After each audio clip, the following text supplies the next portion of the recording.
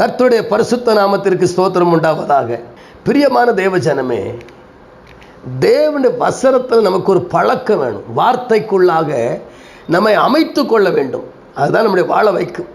அதனால் கர்த்தருடைய வார்த்தையை கேட்கிற தேவ ஜனமே, நம்முடைய வாழ்க்கையில் ஒரு மாற்றம் உண்டாக வேண்டுமே. ஆனால் இந்த காணொலி மூலமாய் வருகிற செய்தியும் கர்த்தருடைய வசனத்தை நீங்கள் ஆராய்ந்து பாருங்கள், உங்களை சரி செய்யும்.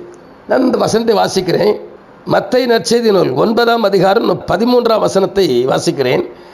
பலியை அல்ல இரக்கத்தையே விரும்புகிறேன் என்பதின் கருத்து இன்னதென்று போய் கற்றுக்கொள்ளுங்கள். நீதிமான்களை அல்ல பாவிகளையே மனம் திரும்புவதற்கு அழைக்க வந்தேன் என்று சொல்லி இயேசு அழைக்க வந்தேன் என்று சொன்னவர் யாரை அழைக்க வந்தார் என்றால், மனம் திரும்பாத பாவிகளை. இன்னைக்கு நாம் பொதுவாக பேசுகிறோம் அப்படின்னா பாவம் பாவி அப்படின்னு பேசுகிறோம். அந்த பாவத்துக்கு உள்ளாவதற்கு ரெண்டு விதமான காரியம் ஒரு மனுஷனை பாவத்துக்குள்ளாக்கும்.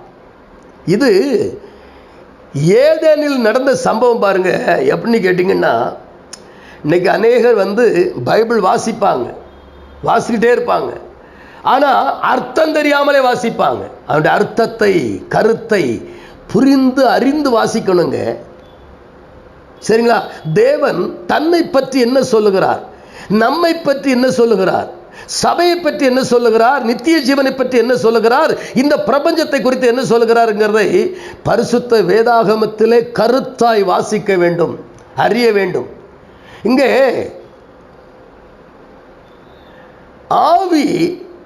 ஆவியிலே மனம் திரும்ப வேண்டும். இன்னைக்கு ஆவி ஆத்துமா இருக்கு. இந்த ரெண்டும் நமக்கு உள்ள மறைந்திருக்கிறது. ஒரு மனுஷனுக்குள்ள இந்த சரீரம் அதை மூடி இருக்கிறது.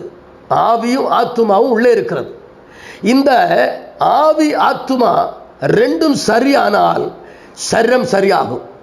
இது ரெண்டும் சரியாகலைன்னா சரீரம் சரியாகாது. நீங்கள் நல்ல வேதத்தை நல்லா வாசித்து பாருங்க. அப்படினாலே இவர் சொல்றாரு, இந்த மீறுதல் இருக்கு பார்த்தீங்களா, அது ஆவியில் வருகிறது. அதான் அவர் மனம் திரும்புன்றார். புரியுதா உங்களுக்கு? இப்போ ஏதேனில் ஆண்டவர் சொன்னார் ஆதாமை பார்த்து, இந்த கனியை புசிக்க நாளிலே நீ சாகவே சாவாய், சாகவே சாவாய் அப்படின்னு சொல்லிட்டாரு. அப்படின்னு என்ன அர்த்தம்? இவர் சொல்றாரு, இந்த வார்த்தையை நீ மீறாத, மீறினா மரணம் வரும். தேவனுடைய வார்த்தையை மீறினா மரணம் வரும். இன்னைக்கு நிறைய பேர் மரணத்துக்குள்ள இருக்கிறாங்க அப்படின்னு தெரியுமா உங்களுக்கு? தெரியுமாங்க? அதை நீங்க முதல்ல அறியணுங்க. அவர் சொல்றாரு, இந்த கனியை நீ புசிக்காதேன்றார். செய்யாதன்னு சொன்னதை செய்தாங்க இல்லையா, அதுக்கு பேர் தான் மீறுதல். அப்போ இந்த மீறுதல் எப்படி வருது அப்படின்னு கேட்டீங்கன்னா, ஏதேனில் ஏவாளோட லூசிபர் பேசுறான். ஒரு நாள் பிரச்சனை இல்லை, தினந்தோறும் பேசி பேசி அந்த கனியை பாரு, அது அழகா இருக்கு, அது எப்படி இருக்கு அப்படின்னு சொல்லி அவளை பேச பேச பேச பேச அவள் சொல்ல, இச்சிக்கப்படத்தக்க விருட்சங்கள்ல கனி அப்படின்றான்.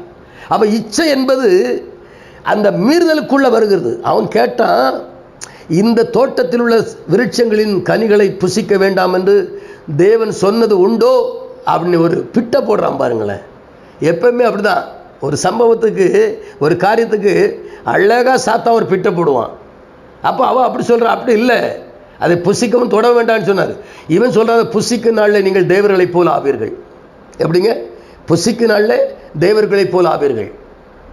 அவ அந்த வார்த்தையை, கர்த்தருடைய வார்த்தையை மீறி அந்த கனியை பறித்தாள். நாம் ஜெபிப்போம். மகா பரிசுத்தமும் கிருபையும் இரக்கம் நிறைந்த எங்கள் அன்பு பிதாவே, ஆசீர்வதிக்கப்பட்ட அருமையான மன மகிழ்ச்சியான நல்ல கால வேளைக்காய் ஸ்தோத்திரம். தொடர்ந்து இந்த காணொலியை கேட்கிற ஒவ்வொருவரையும் கர்த்தர் ஆசீர்வதிப்பீராக.